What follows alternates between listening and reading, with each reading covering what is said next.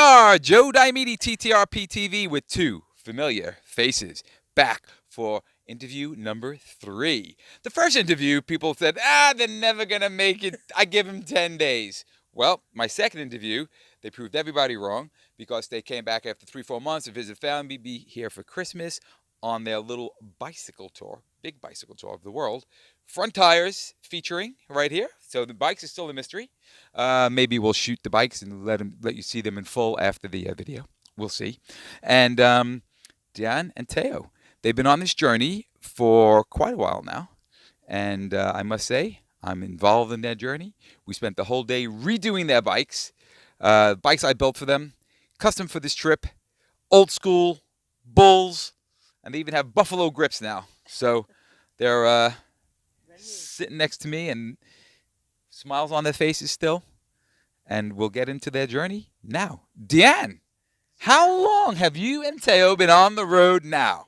So it's been a year now on the road, and we're up for a new year or two. Don't know yet. But yeah, still on this big journey and enjoying every step of it. Wow.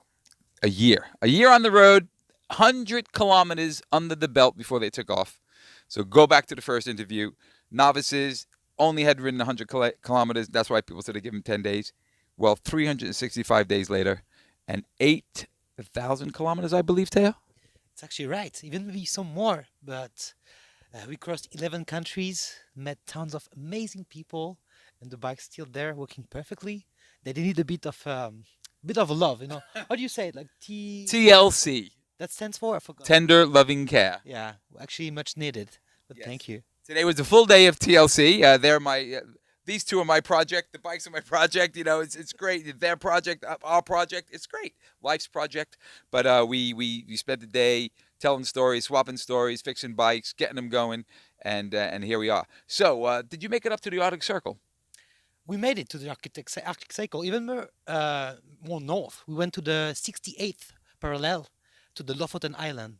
I would 100% recommend it if you have the chance to go there. It's pure. It's amazing. It's beautiful. The most beautiful thing I've seen in my life. Wow, wow, and that's they've seen a lot of things just on this journey. So, and Diane, tell me that when you were in the Arctic Circle, you did something special to do with the Tour de France. What happened? You were leading the race or something like that for a little bit.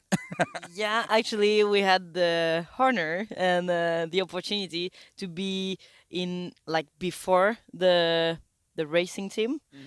So we were in a car. Oh, The okay. one of the only times we took a car during this trip. Right. But yeah, so we went on the race, and it was just amazing because all the organizing team we went with, they were like, we've never seen so many people like surrounding the race. So yeah, Denmark has been quite an adventure. Right. Wow. So the irony of it. So they go to lead out the Tour de France, and that's the only time they spend in a car. So there you go. So anyway, yeah. So up to the Arctic Circle, they started their journey. You can catch up with their middle part of the journey in the interview before this. That's when they went to England, and so this part of the journey you started back in the Pyrenees. Didn't you start like right here? Yeah, yeah, absolutely. So we started in Bayonne, and then all the way down to Cap Fistera, which is kilometer 0 of the Compostela way. So Chemin de Compostelle. And it's been a big, big challenge because it's super hilly, as you know, I guess. So yeah, big adventure, big bike adventure, and beautiful landscape.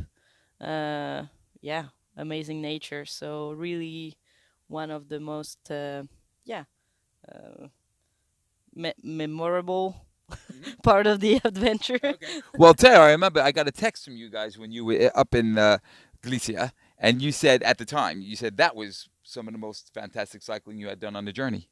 Absolutely. As both Galicia and Asturias was absolutely stunning.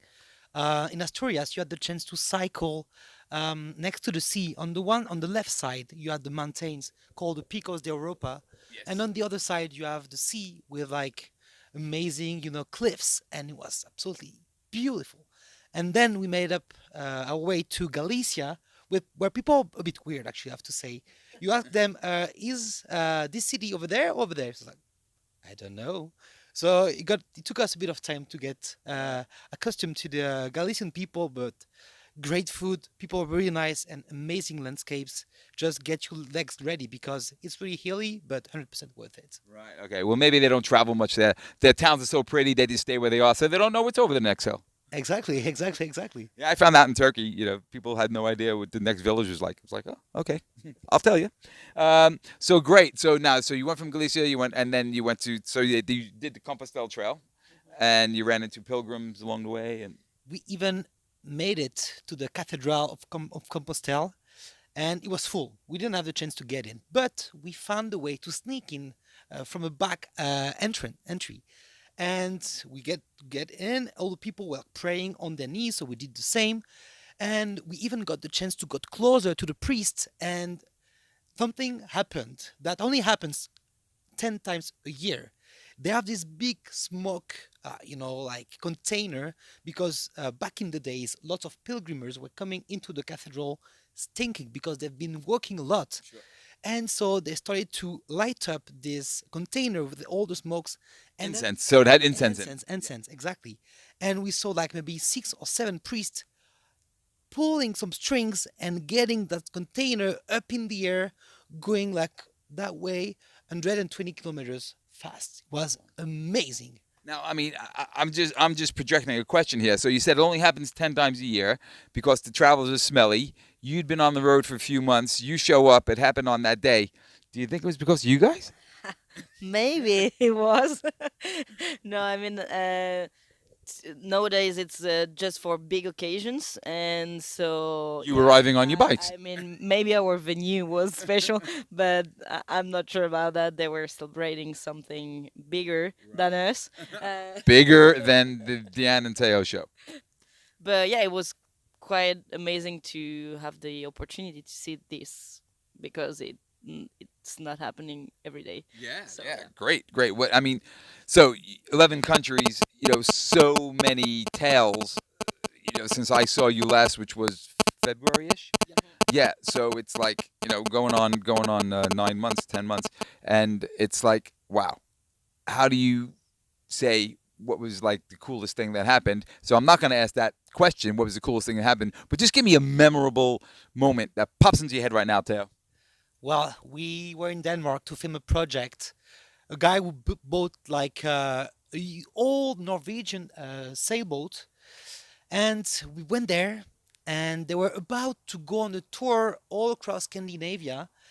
And 2 people on the boat had COVID. I was like, you know what, guys? There is two people who cannot make it. We have 2 seats left for you. Would you want to join us? So we said a big yes. We put the bikes on the sailboat and went for 3 days sailing next to Denmark and Sweden. Memorable, beautiful. Wow. Did you get off your bike and do a little riding? Were you able to? We got the bikes off in Bornholm, the most beautiful Danish island. Actually, we cycle all the way down to the island, cliffs, sandy beaches, everything was there. I would also recommend this place. But yes, Hey, people, you're going to have a lot of recommendations after this interview. You're going to be going to Norway. You're going to be going to Galicia. You're going to be going, the next step of their journey. But I want to get a memorable moment from Diane. Memorable moment. Quick. What pops into the head? Okay, so I would pick So we were at this warm shower place. So very nice, kind couple hosted us for a week, I think, at the end in Brano, which is an island just in front of Göteborg, and we had the amazing chance to swim with bioluminescent plankton. Do you know that? No. It's like little yeah. Oh, the ones fluorescent ones? It's like sea. Luminous. Oh, yeah. Luminous plankton. Luminous plankton. Oh, I swam with Yeah. those in Southeast Asia somewhere. So we had no clue that there were luminous plankton in Sweden, but there is, and we had the opportunity to swim at night with this luminous plankton, and that has been a memorable memory. Very cool. Because I do remember when I did it as well for the first time. They So pulled you it. like- Yeah, I was like, woo, moving around. They pulled a dirty trick. They told me to put the plankton in a jar and I could use it as a flashlight. And the Bronx kid did, and they had a good laugh. And actually, this same night, so the woman, she wanted to try the bike flashlight, Okay. into the water. So we went swimming with this, yeah, your own like bike flashlight into the water just to see if it was working. Right. It was working, not really enough to enlight the surroundings, but yeah, Cool. yeah. So plankton and cruises on yachts and Another one. wait, another memorable moment. A funny one because we arrived in Stockholm. We had nowhere to stay. And we had not enough money to. We cannot afford like an hotel, so we posted a message on Instagram say, "Hey friends, do you guys have a friend or an acquaintance that lives in Stockholm?" And someone we met in Brussels about like 6 months ago told us, "Yes, I have a friend who lives there. She can host you." So we arrived at her place, sixth floor, only one apartment. So that's weird. She opened up the door, huge apartment, beautiful. And we're like, what the hell? Did you actually buy this place? She was, no, no, my job pays for it. And she happened to be the CEO of Absolute Vodka.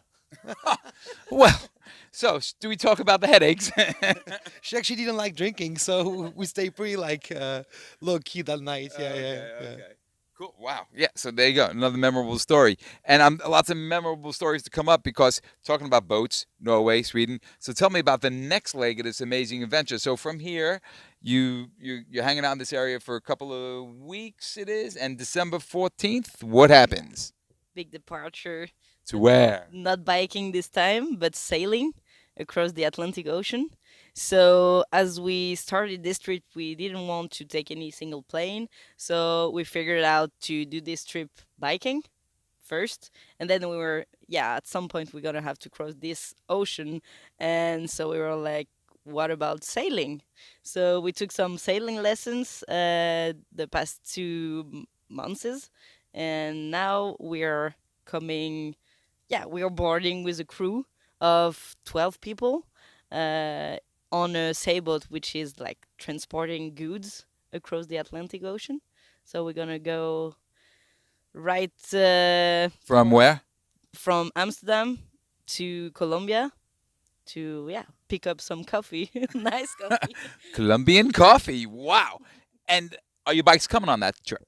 Of course, yes, that's the thing. Because when we're looking for boats, we're like, oh, there is no way you're gonna be able to put your bikes on. And the boats we getting on is huge. It's 40 meters long, so we have room for our bikes. So we're able to carry those babies for a few more thousand miles. Okay, Yeah. cool. Can you grease the bolts up? You know, we cut enough bolts today and got enough jam brakes with rust. So, you know, do a little more TLC, okay? I promise. It was just like a warm up. We're beginners, so we have to get used to it now. Since we learned from the master, we'll take care of the bikes as we should. Good. So, what an amazing journey, you know. So let's recap it real quickly.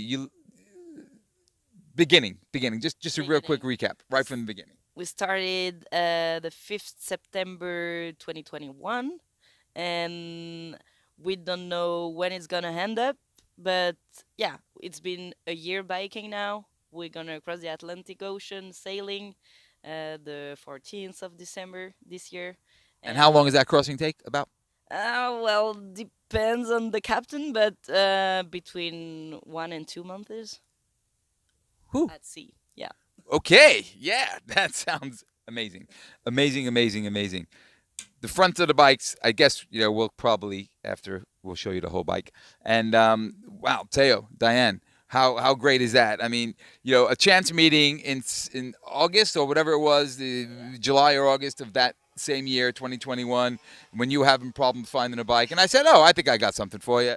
Built them 2 bikes, and these bikes have been going, and they have been just doing amazing. I think like sometimes life has more imagination as we have, and sometimes things that should happen do happen, and that's exactly what happened to us.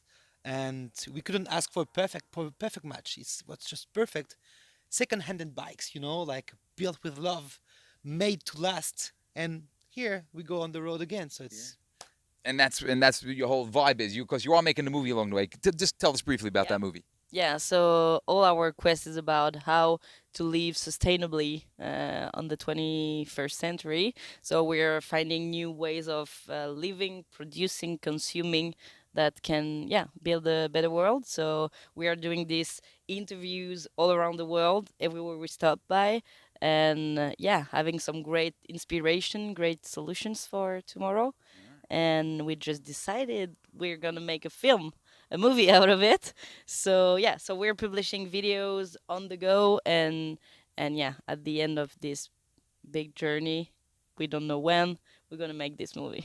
Wow. So the movie at the end of the journey, and can we follow the interviews anywhere? People who want to follow the ongoing trip. Absolutely. Meanwhile, you can go on our YouTube channel. It's called Inspire, INSPEER. It stands for Inspiration from Peer to Peer. Inspire.org on YouTube. Inspire.org on YouTube. No. Inspire.org is the website. It's the website. Inspire on YouTube. So just hit Inspire and it comes up and have your interviews in it. Absolutely. Wow. Watch it. We will watch it. Yes, I will subscribe even. So, and then you mentioned Warm Showers. In case my audience out there don't know what Warm Showers is, Warm Showers is an organization that hosts, people are hosts, and you could host a cyclist, usually cyclists most of the time, into your back garden or your house if you have a place for them to stay, a bedroom. I'm a host, and I've hosted some people over the years, and they have interesting blogs, and it's it's a great little organization. It's amazing. We've been guests into like dozens of houses and amazing places. So yeah, thank you for all this community, which is amazing. And yeah, we met so many great people. So. Yeah, and it's free. It's free. You host it for free. It's like a couch surfing for cyclists. It's free, and it's really like give and receive. So people who host you, they have been cycling themselves, so they know what you need after a long day cycling. That is to say, a warm shower, a nice meal, and a proper bed. Because initially you're supposed to put your tent on the garden, but some people, most of them actually, do have an extra room and a comfy mattress. Right. And this is really, really nice. The trick is you're only supposed to stay one night, but you always end up staying 2 or 3 nights. And this is the magic of warm shower. It's like, please try it, guys. Yeah. If any cyclists out there or anybody, travelers or people interested, warmshowers.org, look it up and you can find their podcasts, you can find stories, everything. It's really great. My van right behind us here is where I put some Warm Showers people in, and they love it. And Diane, Theo, what a great journey as the sun sets over Montbrun, the place where we met, the place where these bikes have been back for a couple of times for a little facelift, refreshment, and here we go, and now they're off for leg 3 of the journey. Well, thank you again for having us and for saving our bikes from being destroyed, and we're really looking forward to meet you again within 2.5 years. Yeah. Hopefully, the bikes will still be there and a better condition than you found them today. And let's hope. Okay. We will do a TTRP number 4. Yes, TTRP number 4. So very good, Dan, Theo. Thank you very much. This has been a great, enlightening day. The whole day, fixing the bikes and talking and chatting and having lunch together. You finally got to meet Louis. Unfortunately, didn't meet my son, my daughter Chessie, and Andrew caught up with you. So what a great day. What a great life.